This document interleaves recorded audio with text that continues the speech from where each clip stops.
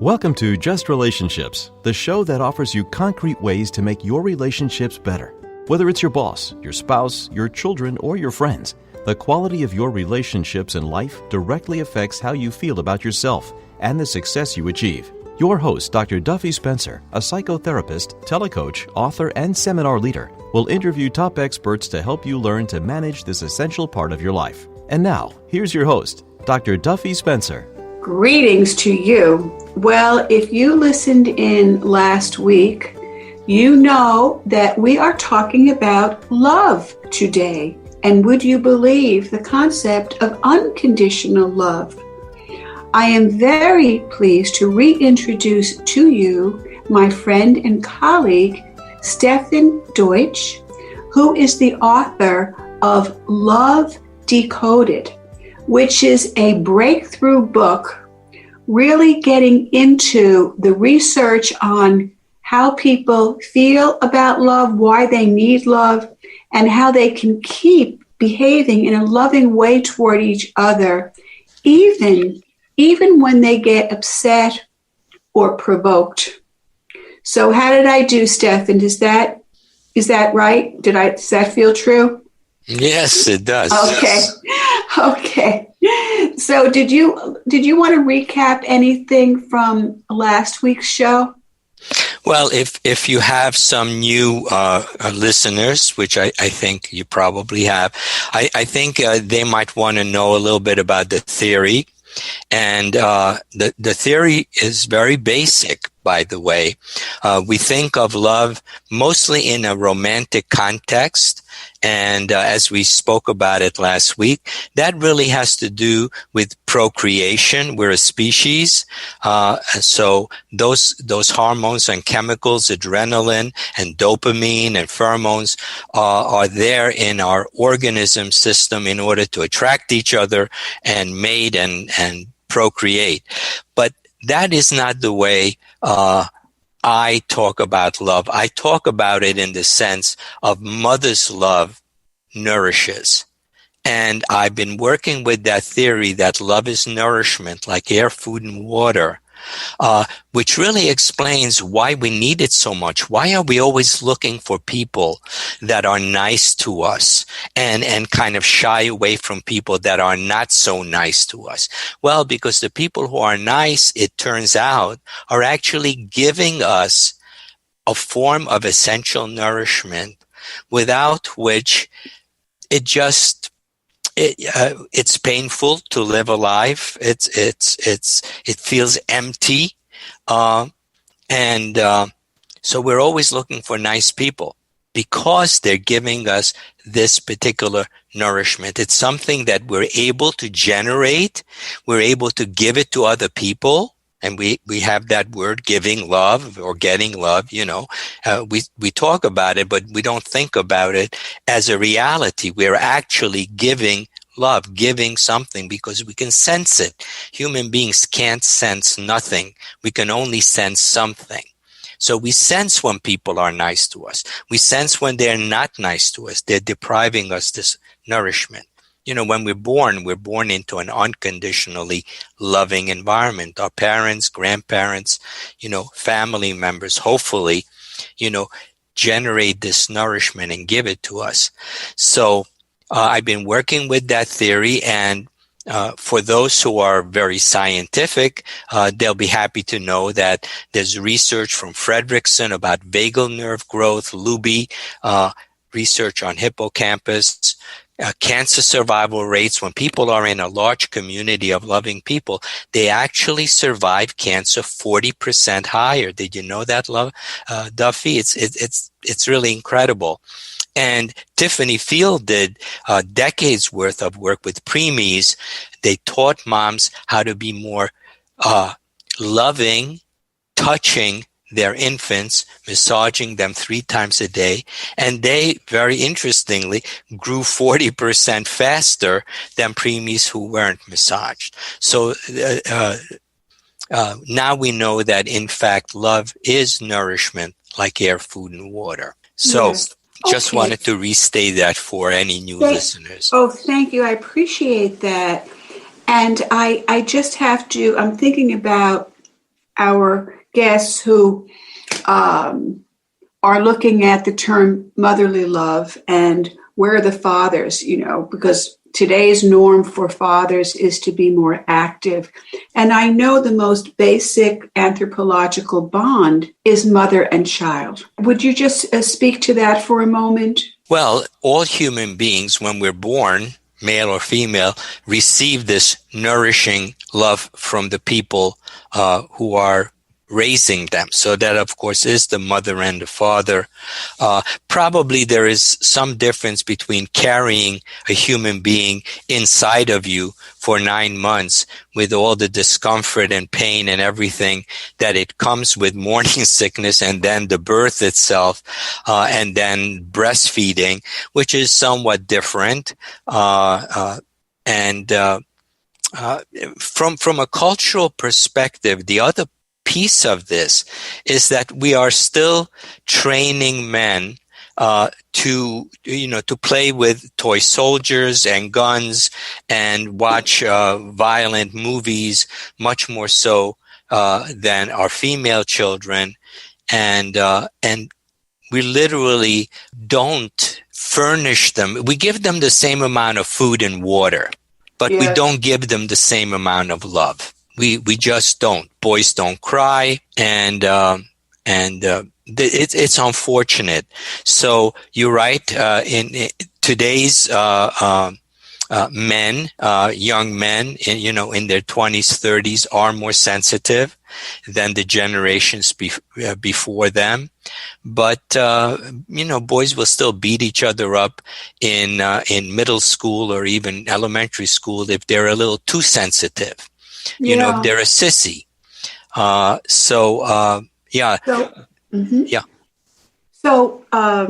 absolutely, the norm, boys don't cry. And incredible studies on this show, and this is subconscious to the parents, both mother and father, either or, that when boys cry, there's a longer wait to be picked up, and they are picked up for shorter periods of time. When girls cry, their response is immediate, and for longer periods of time, they're held. So, these very subliminal messages are absolutely incredible. And I also wanted to comment when you said, yes, it's not only about sexual love, which we need for procreation or erotic love. You say love in general, and I'm thinking about platonic, brotherly, filial love. And so what I don't think a couple, even over time, will settle just for platonic love unless they're really, really old and infirm. Can you just comment on the different kinds of love there? Well, it's interesting because when we work with younger couples who've been married a couple of years or maybe 10 years or more, what happens to that attraction is if the other kind of love, that nurturing love, isn't there, then people say, don't touch me. The attraction goes right out the window the minute we stop being respectful and patient and appreciative and compassionate and understanding and supportive and compassionate with our partner. Because ultimately, that is the reason they married us. If you're dating somebody that you're very attracted and start to behave disrespectfully and impatiently, and you raise your voice and you're highly critical and you're never available when they need you, they're going to stop being attracted to you. Yes. So, we behave in a loving, nurturing, unconditional way in order to keep that sexual energy going. But we don't put the two together. We're not aware of this, what I call deadly cocktail of hormones going on. Yes. And I will say, Stefan, that I also see a gender split here where males have their penis, and which is a focal point even as infants. It's visible, whereas female sexual organs are less visible. You need a mirror, and there's not that primary focus. Female sexuality is different from male sexuality. So as a result, women often are the way you describe, that they need to feel close and good about their mate before they even want to have sex with them. Whereas males can have a split between love and sex. And the general literature is around, well, a woman needs to feel love before she can have sex, and a man needs to have sex before he can feel loved. And I'm just wondering about your take on that. Well, you said before they can feel loved, it's about their ability to give love. It's about their ability. They will be loving, quote unquote, in order to get sex. So it is a behavior that's intended to make the partner be willing to engage in sexual activity. And then once they have the partner and they're engaging in sexual activity, they feel less of a need to behave lovingly. And that's basically what happens in marriage or even long engagements.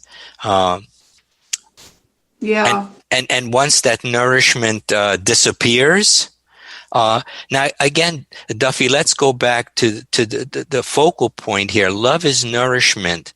And so because we've never been taught to love ourselves, that's not what we train children. We train them to be nice to others, to be nice to others, which is important. We need to learn how to be respectful and kind and appreciative of other people. That's fine. But we never train human beings to be that way with themselves. And therefore, for the rest of our lives, we're searching for this nourishment we got from our parents and grandparents as infants and toddlers. We're searching for it outside of us. We're constantly looking for best friends and a group of friends and then, a spouse. We're looking for that unconditionally nurturing relationship. And when we find it, we want to keep it, but we don't know how to love ourselves. And when the other person stops being nurturing, it hurts because it's like being hungry, Exactly. And this is perfect, Stefan, because this is where I was going with this. And this otheration, this concept of, looking outside for everything, for gratification, for everything, nourishment. And so many people want to receive love, right? They want to be the recipient, like when they're infants. Ideally, when they're infants, they get a lot of love and attention. And then we don't give adults that much love and attention in terms of adult roles. And as you say, how we've been taught. So as a result, there is this deficiency, which you're talking about, the lack of self-love. And I cannot tell you, because how many of my clients, because I have both couples and individuals in my clinical practice, who will say, I hear what you're saying about self-love, Dr. Duffy, but it doesn't keep me warm on a Saturday night. I want a partner. I want a loving partner. I want a sexual partner. And I cannot be happy just on my own. We weren't meant to be gurus on mountaintops. And there is an answer to that. Oh, good. Please. Yeah. Thank you. Yeah, there's absolutely an answer to that. And that is, there is nothing more attractive to a man or a woman than somebody who loves themselves and is self-sufficient. Because when we need another person, the way we behave, and we call it neediness. And the more needy we are, And what are we needy for? Well, the person thinks they're needy for companionship. They're actually more needy for this nourishment, to have that person give them this nourishment, not just to be there when you go to the movie, so you don't have to go to the movie by yourself. I do agree with you very much, and people do not understand that generally. And we look at a phrase, when you look at codependency, do I love you because I need you, or do I need you because I love you? And can I take you on with the term self-sufficiency? Yes. Okay. Yeah. That is the term I work with. Yeah. Okay. Yeah. And the term I work with is self-support. Mm-hmm. Okay, because self-sufficiency is, the John Donne, no man is an island, no person is an island. I think self-sufficiency is a complete myth. I think it's much more organic than that. So I think you're describing self-support, loving oneself and being able to, I think that emotional regulation requires a great deal of self-support. The reason I use self-sufficiency is because we have been trained to become self-sufficient with the other nourishments. Remember, Duffy, I work with the concept that love is nourishment, exactly like air, food, and water. And I mean, we can say, well, to eat and to drink when you're hungry is self-support, but it's also a sense of self-sufficiency. Maybe here we have a difference of opinion, which is okay. I still love you, even though we have a difference of opinion. And so I use that term self-sufficiency, to become self-sufficient, because when you are self-sufficient and somebody behaves unlovingly towards you, you don't get triggered. You don't need their love. You want their love, and that makes a tremendous difference. When we're afraid of losing someone's love, even if it's for the moment, because we open our mouths and we say, that's not acceptable, what you did is something that's hurtful and it's not acceptable, then we won't open our mouths. We won't stand up for ourselves, as you said last week. So it is very important to become self-sufficient, because when we don't need somebody, we can tell them the truth. We can say, I love you and I know you love me, but this behavior is unacceptable. So please work on it. Otherwise, we'll just do a timeout. You'll sleep in the living room, or, if you're dating somebody, then, let's just take a week off or 2 weeks off and think about how important this relationship is to you. Perhaps it's not that important. So, Stefan Deutsch, I am not interested in splitting hairs with you. Okay. I'm not interested. I'm not purposely just trying to play devil's advocate, because that's what I'm doing. Mm-hmm.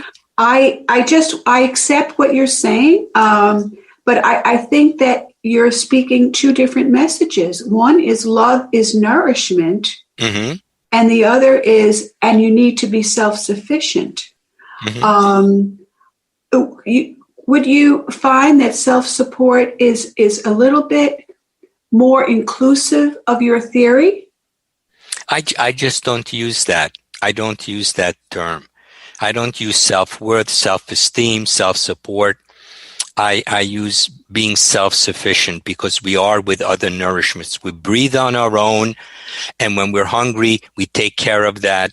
When we're thirsty, we take care of that. We don't wait around for somebody to feed us or give us something to drink. And if love is nourishment, which I believe the proof is there, then we do need to become self-sufficient with this. And of course, it's a work in progress. We're not going to become self-sufficient from 1 minute to the next. Just like if you don't know how to cook, it's going to take you time to learn how to cook and how to fend for yourself. But yeah, okay. I mean, I'm fine with you using it. Okay. All right. We both think it's an important distinction in different ways. Okay, so let's go back to the application that you are developing as we speak. Thank you. So that people can learn these brilliant skills. And also, I know you have helped many, many couples. You have turned these couples around with your theory, which is, in practice, you're an active teacher and very interactive. So tell us about this application and how that can help us. Sure. By the way, Stefan Deutsch is the author of Love Decoded, which you can get everywhere, and just go to Amazon, Love Decoded. Okay, Stefan, Thank you. go Thank ahead. you, Duffy. Welcome. Well, let me just make sure that people have a little bit of background in terms of why this was developed. My theory was actually used by a group of physicians who were very concerned with burnout of their colleagues, suicidal ideation, medical mistakes, addictions, and they asked me to join them from the philosophical perspective in a clinical trial at Danbury Hospital a couple of years ago. And what we were looking for is to help doctors take better care of themselves, self-care. And what we found, I'll just cut to the results, is that when people start to love themselves more, they also are more interested in taking care of themselves. So we presented the findings to the American Medical Association. They were very excited about it, and they're very behind it. And this same trial results were presented to the American Psychological Association, and Division 32 has now asked me to design a course for psychotherapists so that they will have this in their toolkit. After all of that, people in my community started to say to me, Stefan, if you want to reach a global audience, now there are cell phones, there are apps, and you need to get going. Like you wrote the book, you need to develop an app so people can learn these concepts of love as nourishment and how to actually learn to love yourself and others. Because what happens when you learn to love yourself, you become actually more loving with other people. As you become more respectful with yourself, it's easier to be respectful with others. As you become more patient, compassionate with yourself, understanding, you actually transfer that to other people. So your relationships get much more nourishment and nurturing. So I said, okay, and we've been working on this for the last 3 years. It's coming along a little bit slowly because you know that my organization, Global Human Development, is an all-volunteer nonprofit. So we don't have full-time people, and we don't really do much fundraising. Although right now we created on GoFundMe a campaign called "You Are Born to Be Loved." And so people can go there to GoFundMe and look up our project. And if they're interested in the testing is going to be starting about 3-4 months, they can sign up there if they're interested, be one of the first ones to download the app and begin to use it and give us their feedback. So thank you for asking, because that has been my greatest concern in my life, is how to get this information that's so basic and common sense out to a wider audience. And my book, fortunately, has been now translated into Hindi, into Chinese, into Persian, into Arabic, to Spanish, Portuguese, Russian, German, French, Italian, Greek, all by volunteers around the world. And we're going to do the same thing with the app. We'll be translating it into every language. So people, all people, in any and every country will be able to use it and learn that it's okay to love yourself. It's giving people permission to love themselves, because that's not, Duffy, that's not our training. Our training is to learn how to be loving towards others, which is very important. But loving yourself is basically synonymous with eating when you're hungry, drinking when you're thirsty. It's not egotistical. It's not being selfish. Right, right. I get it. And congratulations on that. And can I say I knew you when? Will you still be friends with me, Stefan, when you are a world-renowned educator? You knew me when because you helped me back then. You told me about Eric Fromm, who said human beings are starved for love. You introduced me to The Art of Loving by Eric Fromm. So Yes, I have a lot to yes. thank you for. Oh, well, the feeling is very mutual. I just want to end, believe it or not, we're almost done with part 2 of our series. I just want to affirm personally what you're saying, Stefan, because in the last few years where I have been a lot happier with myself, I have been much more open and spontaneous and fun-loving with other people. And it's quite extraordinary how much I have opened up. I've always been very relational, but I can't explain, especially in the little time we have left, but loving and approving and being happy and proud of myself has really opened up myself to other people in a much, much deeper, and I have to say more fun way, because it's very reciprocated. As you say, when we give it out, we receive it back. People are hungry for it. Yes. Yeah. Yes. So we only have, we have to say goodbye. We have 1 minute left. So okay. I just want everyone to know, what do you want people to know in terms of when you do finish this application, the development of it? How can people know about that? Right. Well, the book is Love Decoded, and guess what the website is? It's www.love-decoded.com. www.love-decoded.com. We're almost finished with that website, but people can go there. There's lots of good information already there about the app. They can look.